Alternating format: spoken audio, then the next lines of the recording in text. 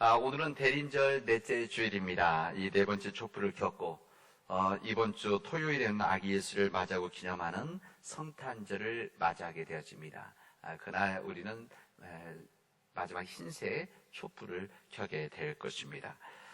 이미 오신 주님 그리고 오실 주님을 기다리는 이 대린절기에 우리 심령들이 깨끗해지고 맑아지는 간절함을 갖는 복된 대린절기가 되어지기를 바랍니다. 그 간절함에서 우리가 기다리고 있는 또 우리에게 다가오시는 우리 주님의 숨결과 발자국 소리를 듣고 우리 마음이 감동과 환희와 설렘 속에서 성탄을 맞이하는 그런 복된 절기가 되어지기를 바랍니다.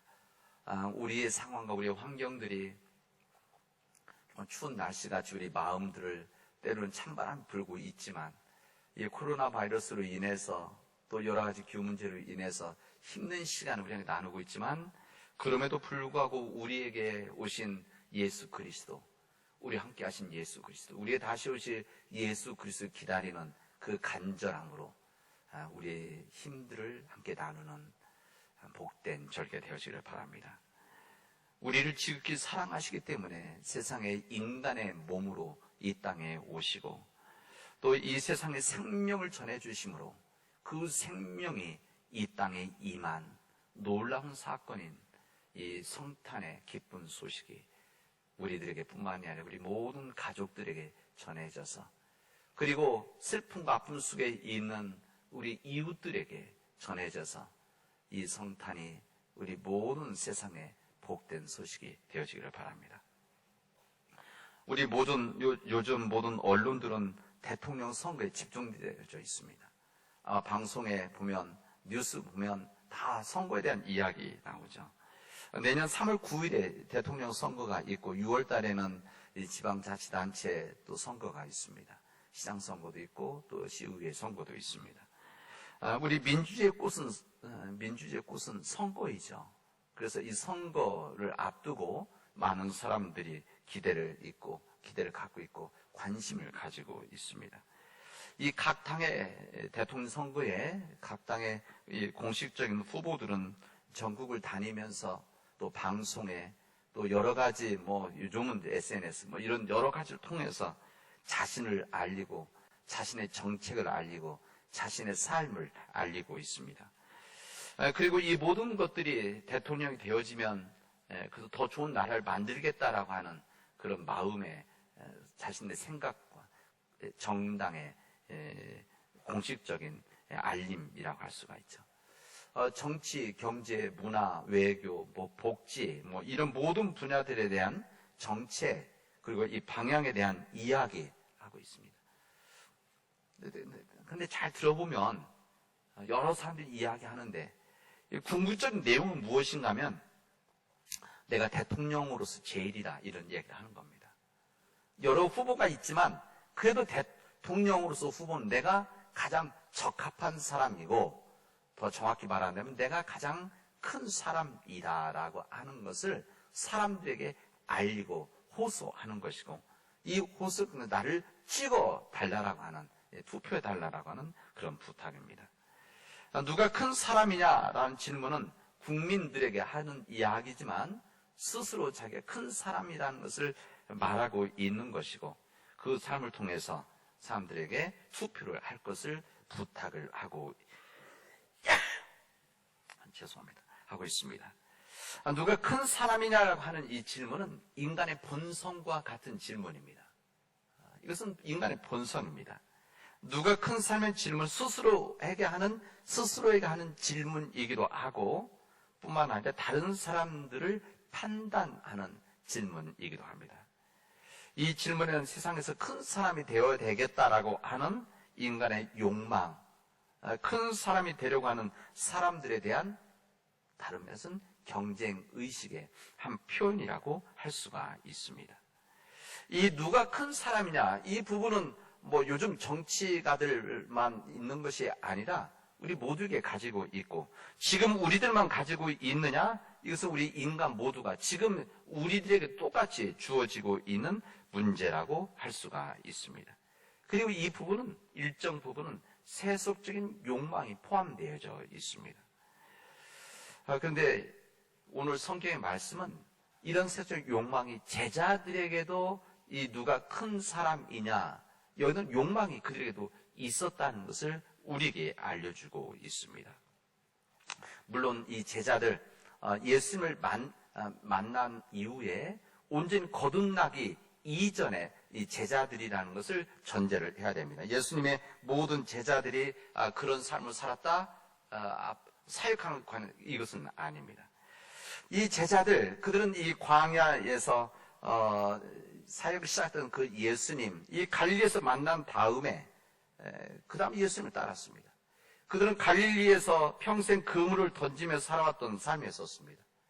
그래서 이 갈릴리 지역 자체가 우리 말하는 변방이죠.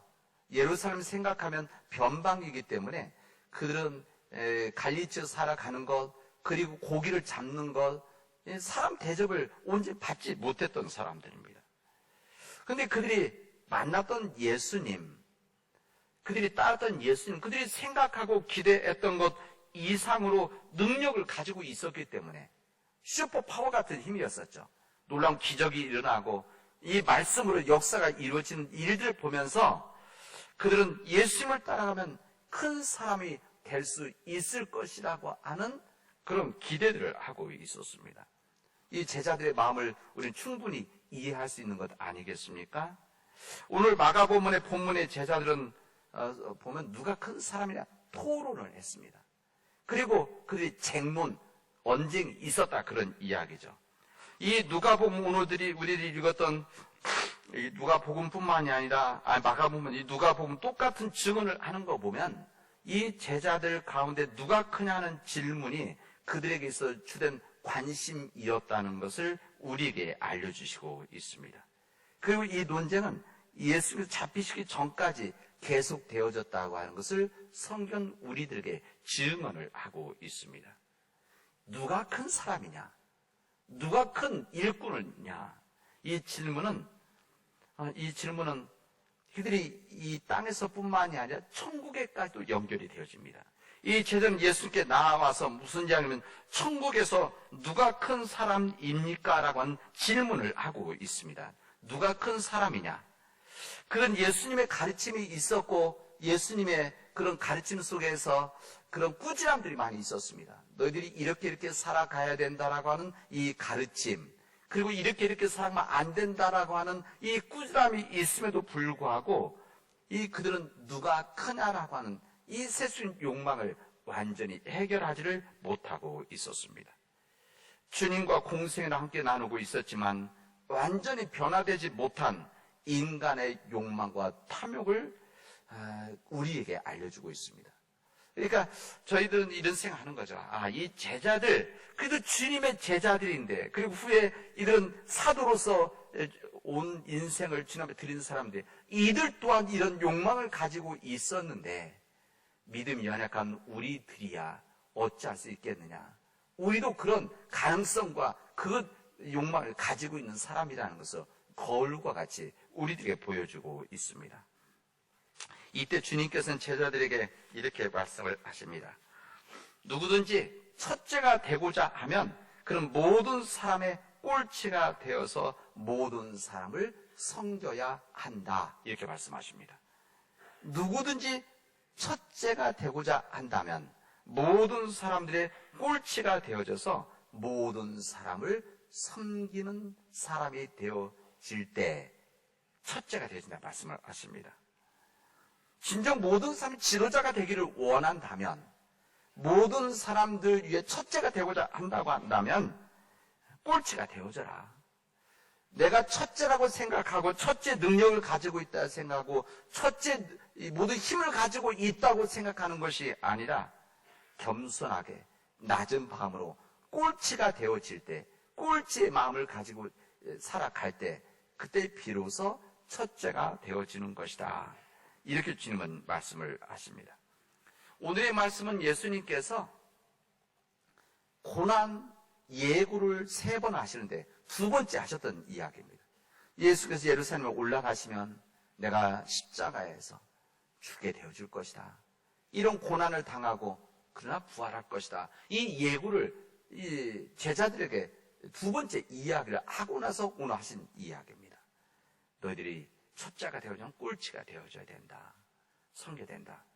근데 여기서 끝나신 것이 아니라 예수께서 예루살렘 올라가시기 전에 세 번째 한 번 더 얘기를 하십니다. 직전에 내가 예루살렘에 올라가면 붙잡혀서 십자가에서 고난을 당하게 될 텐데 그리고 부활할 것이다. 그런 다음에 주님께서 제자들에게 다시 한번 이야기를 하십니다. 누구든지 너희 중에 누구든지 으뜸이 되고자 하는 자는 모든 사람의 종이 되어야 한다. 인자가 온 것은, 우리 주님이 온 것은 섬김을 받으러 온 것이 아니라 섬기려 왔고 자기 목숨을, 예수님 목숨을 많은 사람 대속물로 주려 하기 때문에 온 것이다. 이렇게 말씀을 하십니다. 바로 주님께서 제들에게 하신 이 누가 크냐라고 하는 이들의 질문 앞에, 그리고 우리 인간이 가지고 있는 본성과 같은 욕망인 누가 큰 사람이냐라고 하는 이 인간의 본연 질문에 대한 주님의 답이고, 이 답을 주님께서 몸소 사셨던 것입니다. 주님은 이 제자들에게 이 말씀 선명하게 알려주시기 위해서 어린아이를 데려오라고 하십니다. 아마 이 이야기를 해서 미리 준비하신 것은 아니고 아마 그 곁에 있는 어린아이가 있었겠죠. 이 어린아이를 데려오게 한 다음에 그 어린아이를 꼭 껴안아 주시면서 주님 말씀하십니다. 어린아이를 영접하는 것이 곧 나를 영접하는 것이다. 이렇게 주님은 말씀을 하십니다. 그리고 이렇게 또 얘기하십니다. 누구든지 나를 영접하면 나를 영접함이 아니라 나를 보내신 이를 영접하는 것이다. 이렇게 말씀을 하셨습니다. 나를 보내신 이는 하나님이죠. 나를 보내신 하나님을 영접하는 것이다. 말씀을 하십니다. 왜 예수님께서 이 섬김에 대한 이야기, 꼴찌한 이야기를 하시면 왜 어린아이를 이야기를 하셨을까? 이 어린아이가 귀여워서 예뻐서 그러셨을까? 우리들은 이 이야기에서 예수님께서 어린아이에 대한 생각이 어떤 생각인지 우리는 분명하게 알아야 됩니다.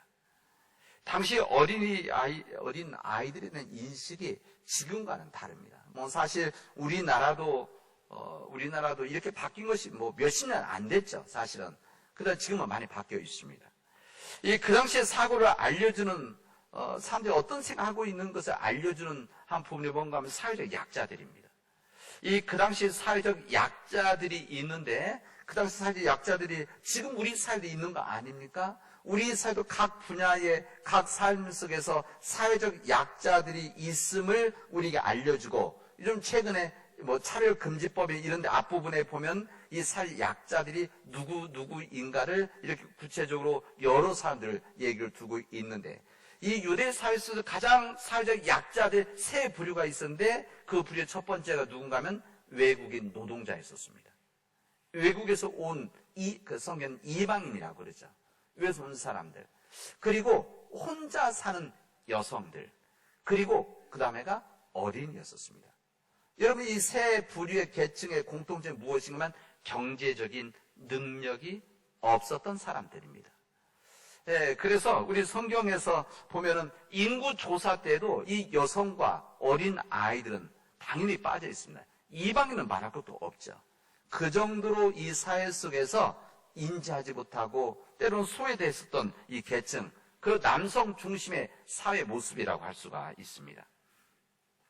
이 세 부류의 사람들은 사회적 약한 존재, 또 작은 자다, 이렇게 말할 수가 있습니다.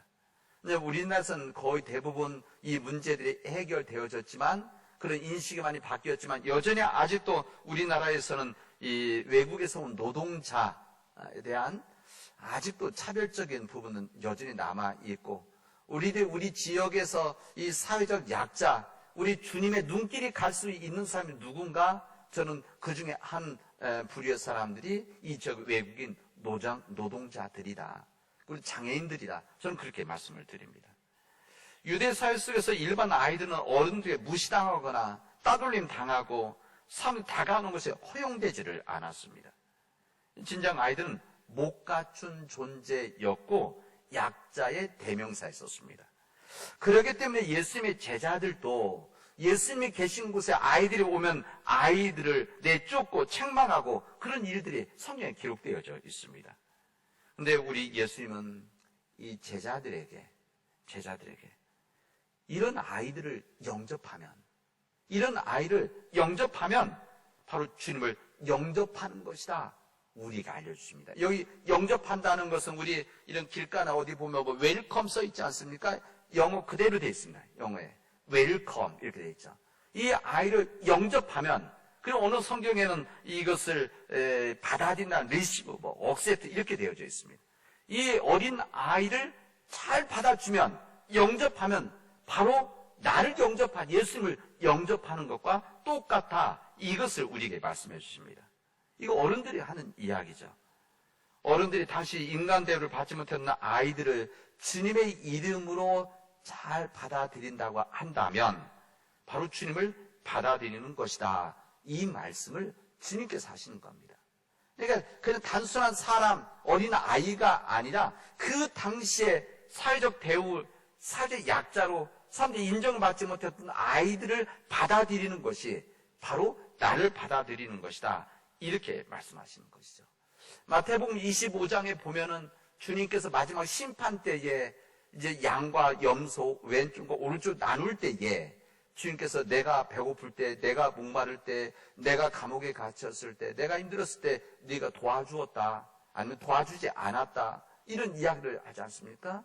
이때 우리가 언제 주님을 도와주고 먹을 것을 주고 마실 것을 주게 하고 아팠을 때 돌보아줬습니까? 이런 이야기 했을 때 뭐라고 말씀하십니까?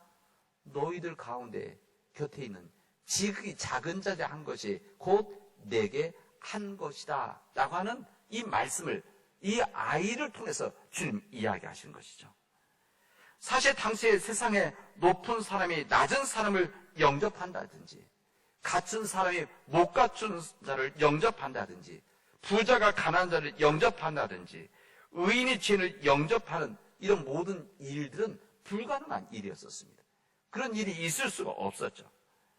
그래서 약자의 대표적인 어린 아이라고는 했지만 그 당시에 외국인 노동자들, 이방인들이죠. 그 다음에 혼자 사는 여성들, 어린이들, 이 모든 그런 대우를 받고 살았던 것입니다. 그런 세상의 사람들에게 이 사회적 약자의 대명사라고 말할 수 있는 이 어린 아이를 그대로 받아주면, 너희들이 환영을 해주면, 받아들인다면 바로 주님의 뜻을 그대로 지키는 것이다. 그리고 또 뭐라고 말씀하실까? 주님의 이름으로, 우리 예수님의 이름으로 주님 말씀하신 믿음 안에서 받아들이면 바로 너희들이 나를 영접하는 것이 마찬가지다. 나를 영접한다는 것은 나를 보내신 하나님을 영접하는 거룩한 일인 것처럼 너희들 곁에 있는 어린아이, 사회적 약자인 대명사인 어린아이를 영접하면 곧 나를 영접하는, 하나님을 영접하는 거룩한 일이라는 것을 오늘 주님은 우리에게 말씀하시는 겁니다. 여러분, 이런 생각과 말씀은 기존의 생각과 전통과 달랐습니다. 예수님 시대에 이런 생각과 이런 이야기를 한 사람이 없었죠. 그렇게 살지도 않았습니다. 그래서 예수님의 이 생각과 말씀은 요즘 표현을 하면 사고의 전환입니다. 생각의 전환. 이 땅에 오신 우리 예수님은 이 땅에 오신 그 자체가 하나님의 사고의 전환, 생각의 전환이 있었기 때문에 이루어진 결과라고 할 수가 있습니다. 다시 말해서 높으신 하나님께서 하늘 영광을 버리고 이 세상에 낮은 인간으로 오셨다는 것, 이 자체가 이 평범한 생각과 평범한 삶의 길은 아닙니다. 낮은 인간이 높으신 하나님을 섬겨야 되는 것이지, 어찌 높으신 분이 낮은 인간이 되셔서 우리를 섬기신다는 것이 말이 되느냐? 이것이 지금의 생각이기도 하지만 그 당시의 생각입니다. 인간이 하나님을 섬기는 것이지 하나님이 어떻게 이 땅에 오셔서 이 인간을 섬길 수가 있느냐? 그러나 이 땅에 오신 우리 주님은 세상의 생각과 다른 우리에게 삶의 메시지를 우리에게 주신 것입니다. 그래서 기존에 가지고 있었던 기존의 이 사고, 기존의 이 삶을 전환 바뀌어진 이 삶으로 이 땅에 주님이 인간의 몸으로 오셨던 것이죠. 우리 주님께서 꿈꾸시고 우리 주님께서 말씀하시던 세상은 바로 그런 세상이었었습니다.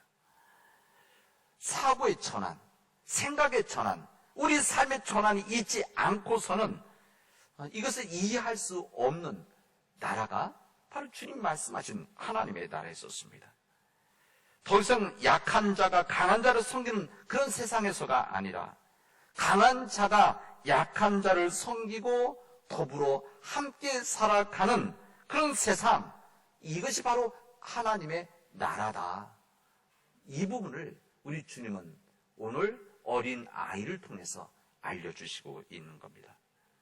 배운 자가 못 배운 자를 섬기고 부자가 가난한 자를 섬기고 권력자가 백성을 섬기는 그런 나라, 그런 세상이 되어야만, 그런 삶의 자세가 되어야만, 그런 삶의 길을 뜻해야만 세상 모두가 함께 더불어 살아가는 하나님의 뜻이 이루어진 세상이라는 것을 우리에게 알려주시고 있습니다.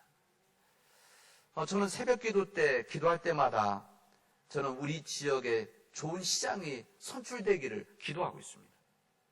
그리고 저는 우리나라에 좋은 대통령, 이번에 대통령 선거가 있는데 좋은 대통령이 선출되어지기를 정말 진심으로 기도하고 있습니다. 제가 우리 지역에 와서 보니까 저는 몰랐는데 지방자치단체장, 시장의 권한이 엄청나더라고요. 그러니까 좋은 시장과 좋은 철학을 갖고 있는 시장이면은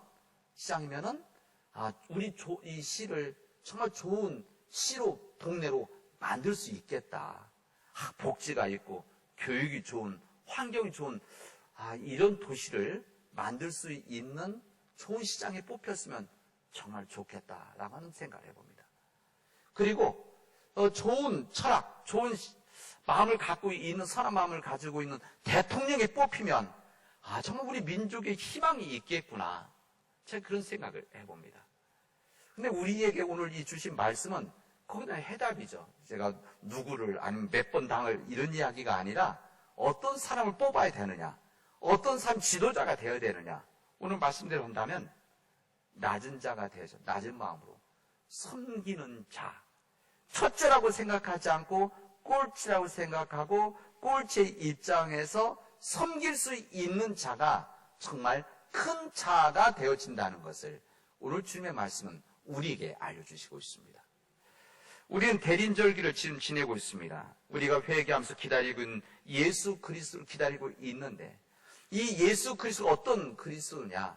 우리가 기다리고 있는 예수가 누군지를 알아야 되는 거 아닙니까? 그러면 성탄이 우리에게 의미가 있는 것이죠.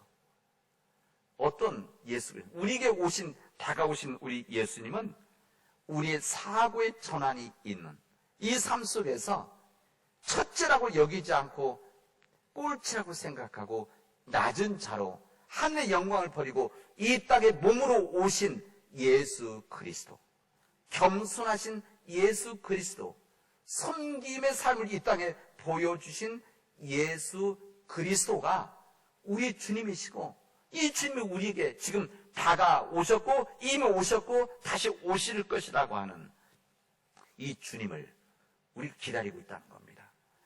우리 주님은 화려한 예루살렘 궁전, 따뜻한 이곳에 태어나신 것이 아닌 것 아시죠? 만약 하나님께서 뜻만 있으시면 예루살렘의 화려한 궁전과 좋은 곳에서 태어나실 수도 있었을 것입니다. 더 큰 뜻이라고 한다면 로마 제국의 가장 큰 화려한 궁전에서 태어나실 수도 있었죠.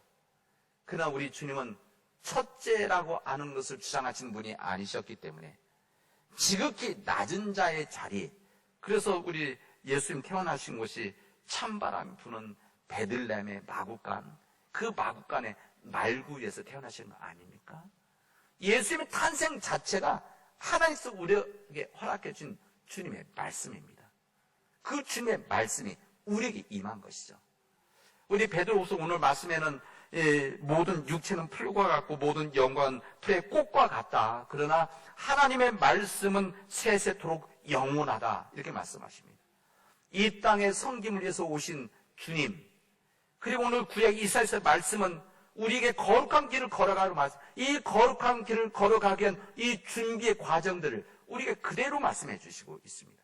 그리고 이 거룩한 길을 걸어갈 때 이 놀라운 하나님의 역사가 지금 이미 구약에서 얘기되어졌고, 지금 2000년 전 우리 마감 본문에서 그 뜻이 이루어졌고, 지금 우리는 그 주님을 기다리고 있다는 것을 우리에게 알려주십니다. 사랑하는 우리 성도 여러분, 이 성탄의 거룩한 소식이 우리에게 하루하루 지금 다가오고 있습니다. 여러분, 매년 맞이하는 성탄이지만 이번의 성탄은 잠깐 스쳐 지나가는 손님처럼 맞이하지를 맙시다. 이번 성탄은 매년 그냥 스쳐 지나가는 예수 그리스도가 아니라 우리 심령 가운데 임하는 정말 낮은 마음으로, 겸손한 마음으로 이 추운 이 베들레헴에 찬바람이 부는 마구간 태어났던 그 예수님이 그 겸손함과 섬김의 그 마음이 우리에게 임하는 진정 거룩한 성탄이 되어지기를 주님의 이름으로 축원하겠습니다. 기도합시다. 주님, 찬바람이 불었던, 외로웠던 베들레헴의 성탄과 같이 우리 시대가 코로나 바이러스로 인해서 사람들이 두려워하고 또 힘들어하고 낙심하고 어두워진 이 시대 속에서 진짜 빛으로 오신 예수님, 산 소망으로 희망으로 오신 예수님을 맞이하는 우리 믿음의 교우들이 되어지기를 주님 진심으로 원합니다. 내 안에 주님을 보실 구유를 우리가 마련하게 하시고, 그 우리가 마련한 이 구유에 주님이 임할 수 있는 은총을 허락하여 주시옵소서. 주님, 2022년의 성탄을 기쁨과 감격 속에서 우리 함께 맞이하는, 그래서 이 예수 그리스도의 이 땅에 오심이 이 세상의 기쁨과 희망이 되어지도록 주님께서 축복하여 주시옵소서. 모든 말씀을 예수님의 이름으로 기도합니다. 아멘.